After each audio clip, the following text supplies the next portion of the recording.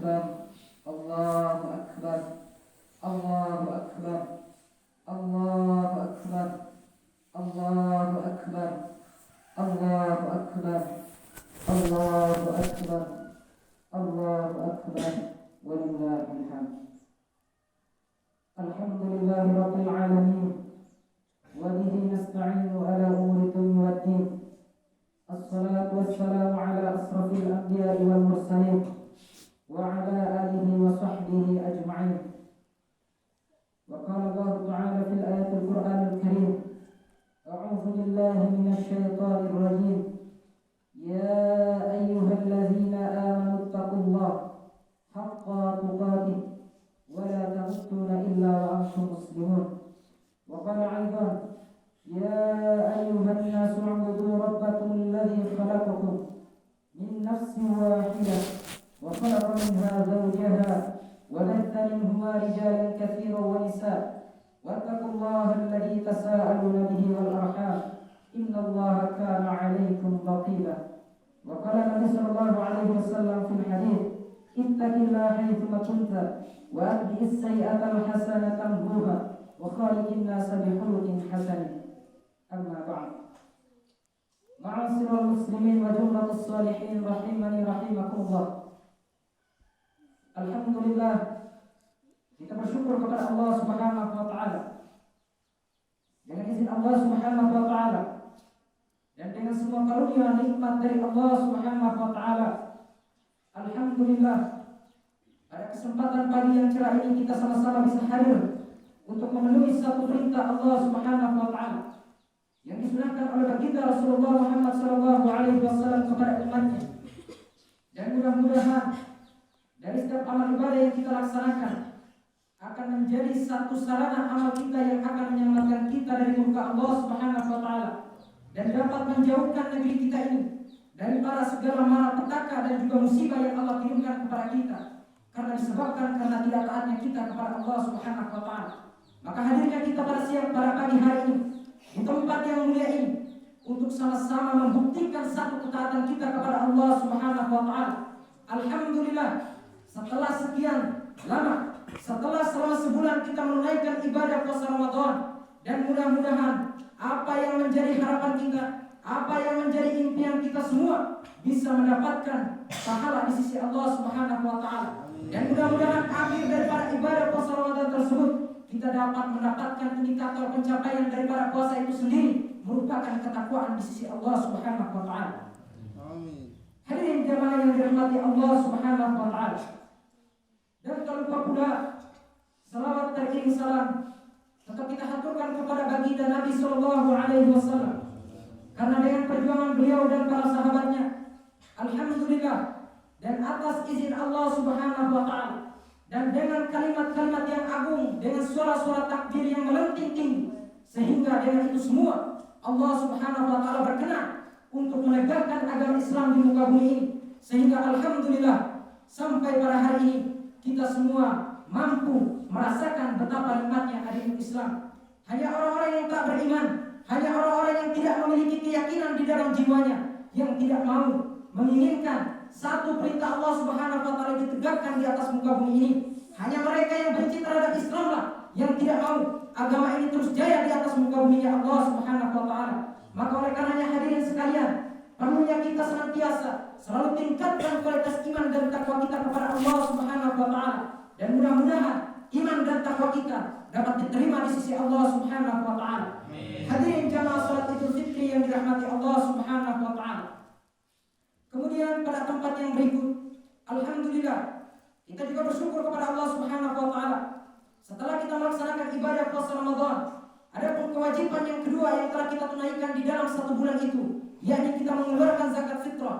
Yang dimana zakat fitrah ini merupakan salah satu amalan yang dapat mensucikan seorang hamba daripada perbuatan kesia-siaan, daripada perbuatan yang tidak berguna yang dia lakukan di dalam ibadah puasa Ramadan. Sehingga dengan dia mengeluarkan zakat fitrah tersebut, maka insya Allah Allah Subhanahu wa taala akan memberikan kesucian di dalam ibadahnya, sehingga ibadah puasanya bisa mendapatkan pahala di sisi Allah Subhanahu wa taala.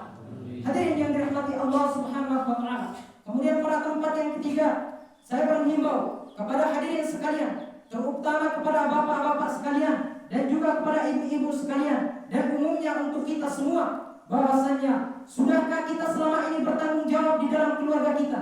Sudahkah kita selama ini bertanggung jawab menjadi seorang imam yang baik di dalam rumah tangga kita?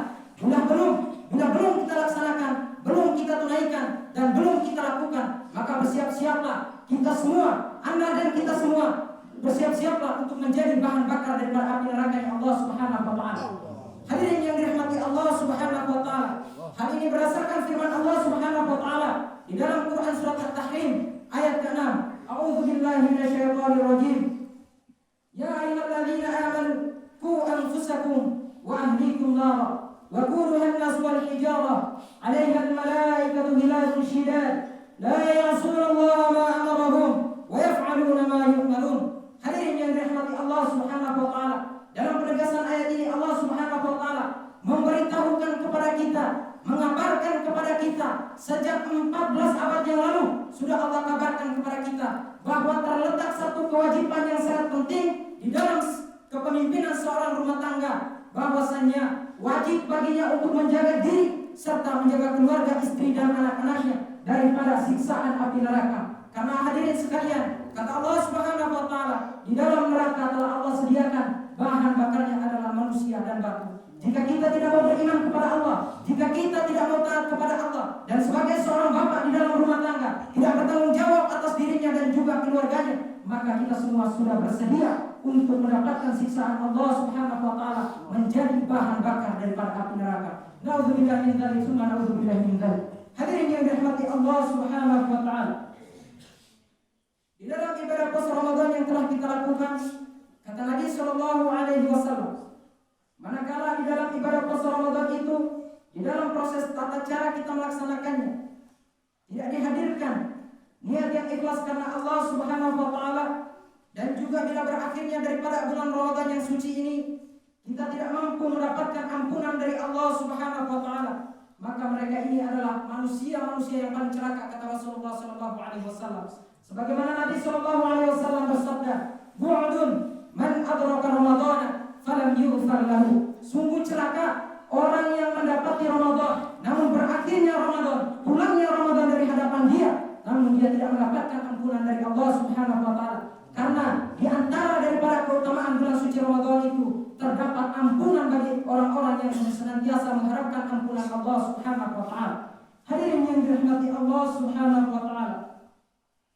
Kemudian hadirin yang dirahmati Allah Subhanahu wa taala, yang berikut tentunya sudah menjadi kewajiban kita untuk kita melihat kembali, mengingat kembali terkait dengan kehidupan, di mana proses kehidupan Islam, di mana proses kehidupan di muka bumi ini, yang di mana sebelum kedatangan Islam, tentunya dunia ini dipenuhi dengan segala tindakan kezaliman, dipenuhi dengan tindakan kejahatan, dipenuhi dengan berbagai macam dosa dan maksiat yang dilakukan oleh manusia disebabkan karena kebodohan mereka di dalam hal agama. Hadirin yang dirahmati Allah Subhanahu wa taala, dan yang kita kenal, yang kita ingat sampai hari ini, yang dimana dalam sistem sosial masyarakat tentunya masih berlaku yang disebut dengan sistem kasta. Yang disebut dengan sistem kasta yang dimana di dalam proses menjalani kehidupan yang menjadi tolak ukur utama seseorang itu menjadi orang yang mulia di sisi Allah, seseorang yang menjadi orang yang paling mulia di sisi manusia, tentunya mereka masih memakai yang disebut dengan sistem kasta, yang dimana dalam sistem tersebut harta dan jabatan yang paling utama dibandingkan daripada ketaatan kepada Allah Subhanahu wa taala. Namun hadirin yang dirahmati Allah Subhanahu wa taala, dalam menghadapi dengan berbagai macam problematika kehidupan yang dihadapi oleh manusia pada saat itu, di mana sebelum hadirnya agama Islam, diutusnya dari Nabi kita Muhammad sallallahu alaihi wasallam pada tahun sekitar 610 Masehi, Nabi kita Muhammad sallallahu alaihi wasallam diutus oleh Allah Subhanahu wa taala tidak lain dan tidak bukan melainkan hanya untuk meninggikan kalimat la ilaha illallah Muhammadur Rasulullah, hanya untuk meninggikan kalimat tauhid, yang dimana dengan kalimat inilah agama Islam bisa tegak di seluruh penjuru dunia, bahkan sampai ke pelosok-pelosok desa agama Islam bisa masuk kepada hati kita semua. Hadirin yang dirahmati Allah Subhanahu wa taala, dan untuk mengatasi itu semua, Nabi kita Muhammad sallallahu alaihi wasallam dalam proses ketika Nabi sallallahu alaihi wasallam diutus oleh Allah Subhanahu wa taala untuk menjadi seorang nabi pilihan Allah, bukan hanya untuk segolongan umat, bukan hanya untuk segolongan kaum, bukan hanya untuk segelintir daripada manusia. Sungguh mulia Nabi kita Muhammad sallallahu alaihi wasallam diutus oleh Allah Subhanahu wa taala untuk segenap seluruh manusia di seluruh penjuru alam. Maka oleh karenanya, hadirin yang dirahmati Allah Subhanahu wa taala, kita telah bersalawat kepada Nabi sallallahu alaihi wasallam. Semoga salam dan salawat kita sampai kepada baginda Rasulullah Muhammad sallallahu alaihi wasallam. Dan hal pertama yang diturunkan oleh Allah Subhanahu wa taala berupa wahyu yang disampaikan kepada baginda Rasulullah sallallahu alaihi wasallam adalah Iqra bismi rabbikal ladzi khalaq.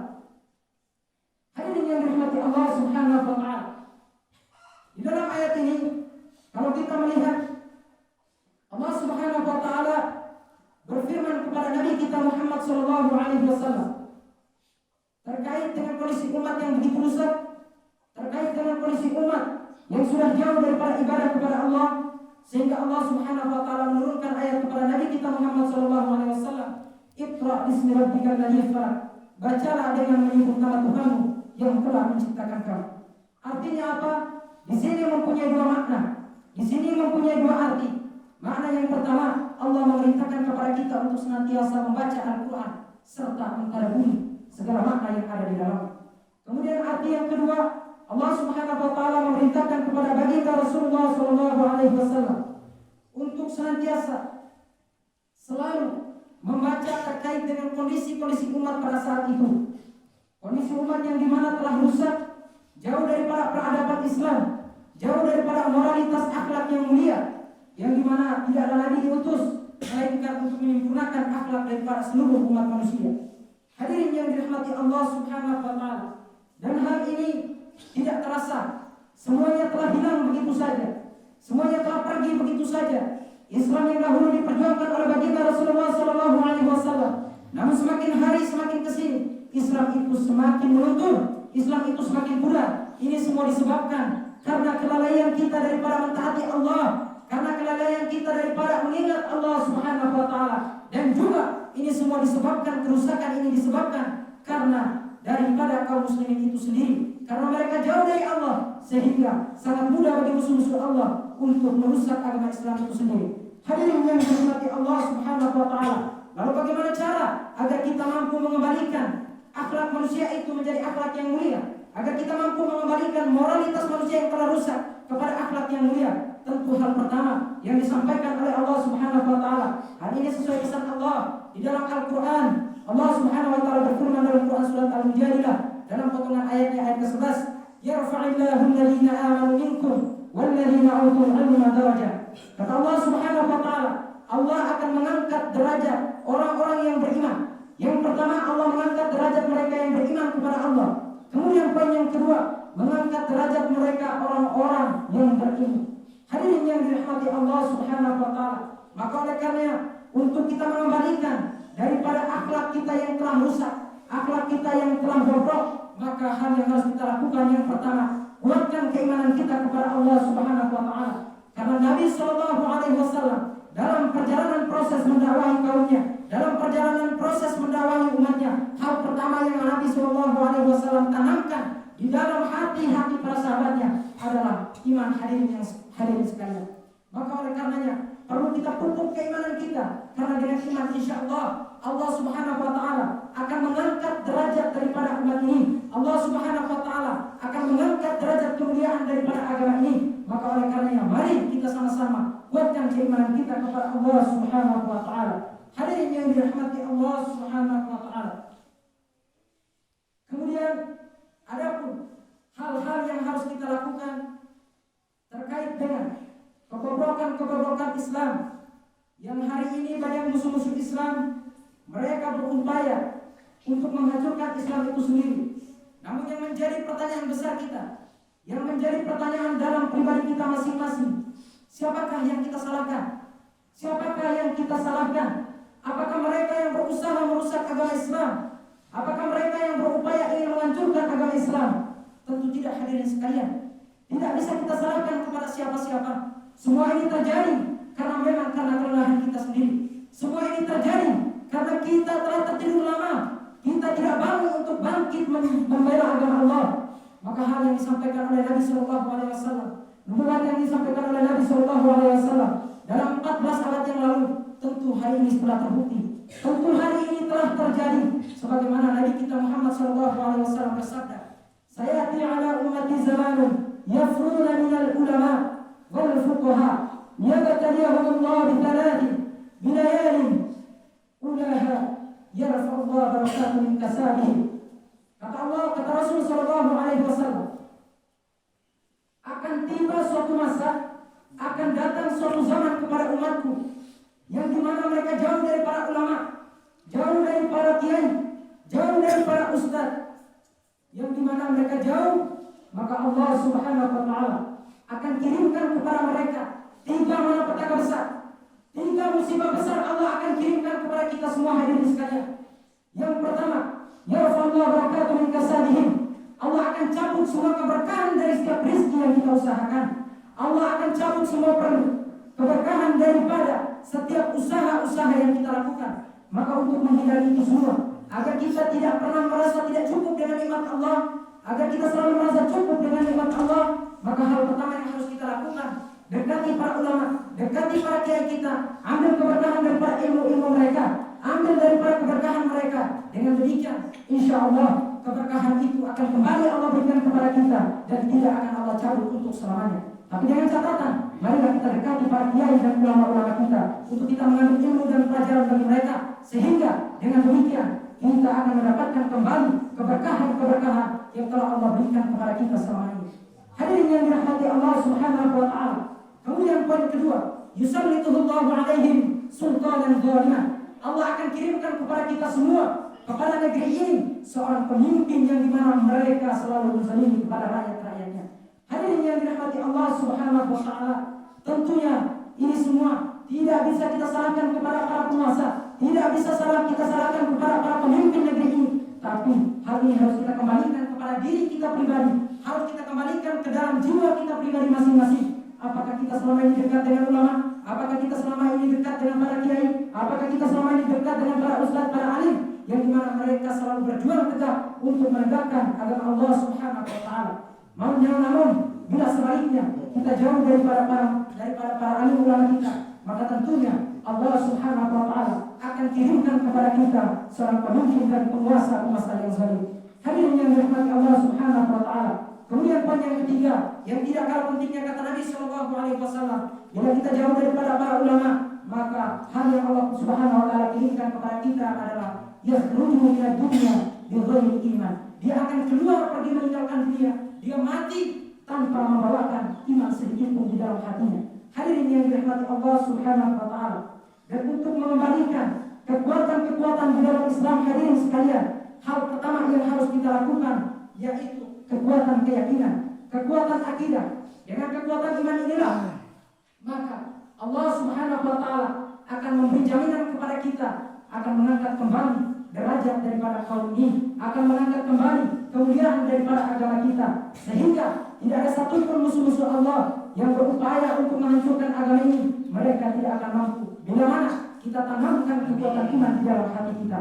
Hadirin yang dirahmati Allah Subhanahu Wa Taala, bahkan dengan kita beriman kepada Allah Subhanahu Wa Taala, bukan hanya mendatangkan satu kekuatan kepada umat, bukan hanya mendatangkan kekuatan di dalam agama, namun di samping itu pula, karena iman tersebut Allah Subhanahu Wa Taala menjanjikan kepada kita keberkahan-keberkahan yang akan Allah Subhanahu Wa Taala turunkan dari langit, dan juga keberkahan-keberkahan yang akan Allah keluarkan daripada bumi. Hadirin yang dirahmati Allah Subhanahu Wa Taala, sebagaimana Allah Subhanahu Wa Taala berfirman, A'udzu billahi minasyaitonir rajim. Walau anna ahlal qura amanu wattaqau lafatahna 'alaihim barakatin minas samaa'i wal ardh walakin kadzdzabu fa'akhadnahum bima kanu yaksibun. Hadirin jemaah yang dirahmati Allah Subhanahu Wa Taala, kata Allah Subhanahu Wa Taala, dengan keimanan kita kepada Allah Subhanahu Wa Taala, bukan hanya menghadirkan satu kekuatan, satu militan yang begitu kuat di dalam kaum muslimin, namun dengan keimanan pula Allah Subhanahu Wa Taala akan mendatangkan keberkahan-keberkahan dari langit dan juga dari bumi. Seperti yang Allah Subhanahu Wa Taala firmankan tadi, bahwasanya hanya 2 poin saja, Hanya 2 poin yang Allah minta kepada kita jamaah sekalian. Hanya 2 hal yang Allah minta kepada kita, iman dan takwa kita kepada Allah. Maka Allah akan kirimkan keberkahan dari seluruh penjuru langit, dan Allah akan kirimkan keberkahan dari seluruh penjuru bumi. Maka oleh karenanya, mari kita tingkatkan kualitas iman dan takwa kita kepada Allah Subhanahu wa taala. Hadirin yang dirahmati Allah Subhanahu wa taala. Maka yang berikut, kekuatan yang kedua yang harus perlu kita benahi, yang harus perlu kita persiapkan, yakni kekuatan akhlak, kekuatan moral, kekuatan adab yang dimana selama ini telah terprosok jauh sampai kepada derajat yang paling rendah, yaitu derajat binatang. Jika kita tidak mau disamakan dengan hewan, jika kita tidak mau disamakan dengan binatang yang begitu hina, maka hal yang harus kita lakukan hadirin sekalian, mari kita bangkitkan kekuatan moral kita, mari kita bangkitkan kekuatan akhlak kita, karena tidaklah Nabi kita Muhammad diutus oleh Allah Subhanahu wa taala melainkan innama bu'ithtu mutammima makarim al-akhlaq. Tidaklah Nabi kita diutus oleh Allah Subhanahu wa taala melainkan untuk menyempurnakan akhlak manusia. Hadirin yang dirahmati Allah Subhanahu wa taala, maka oleh karenanya marilah kita sama-sama untuk menyempurnakan akhlak kita, memperbaiki moral kita, memperbaiki adab dan etika kita dalam kehidupan kita sehari-hari, sehingga kita menjadi hamba-hamba Allah yang senantiasa berakhlakul karimah, yang dimana manusia mencintai kita dan seluruh makhluk-makhluk Allah yang di langit akan mencintai kita dan mendoakan kebaikan kepada kita. Kemudian berikut jamaah sekalian, hendaknya kita mempersiapkan kekuatan-kekuatan untuk melindungi agama ini, yaitu dengan kekuatan jamaah. Maka perintah Allah Subhanahu wa taala hendaklah kita untuk senantiasa berjamaah, karena dengan kekuatan jamaah inilah kita senantiasa selalu kuat, kita senantiasa selalu kokoh, sehingga tak ada bersatu musuh Allah yang mencoba-coba untuk menghancurkan agama kita. Maka oleh karenanya hadirin sekalian, marilah kita sama-sama mempersiapkan kekuatan-kekuatan tersebut dengan hati yang ikhlas, dengan hati yang paling dalam, dengan kesungguhan kita dalam mempersiapkan itu semua. Insya Allah dengan kekuatan-kekuatan itu, mudah-mudahan Allah Subhanahu wa taala akan mengangkat derajat agama ini, dan Allah Subhanahu wa taala akan mengangkat derajat kita semua di sisi Allah Subhanahu wa taala menjadi hamba-hamba Allah yang takut. Maka oleh karenanya marilah kita sama-sama berdoa memohon kepada Allah Subhanahu wa taala, mudah-mudahan kita menjadi hamba Allah yang senantiasa diteguhkan hatinya dalam keimanan kepada Allah, seperti doa yang diajarkan oleh Nabi sallallahu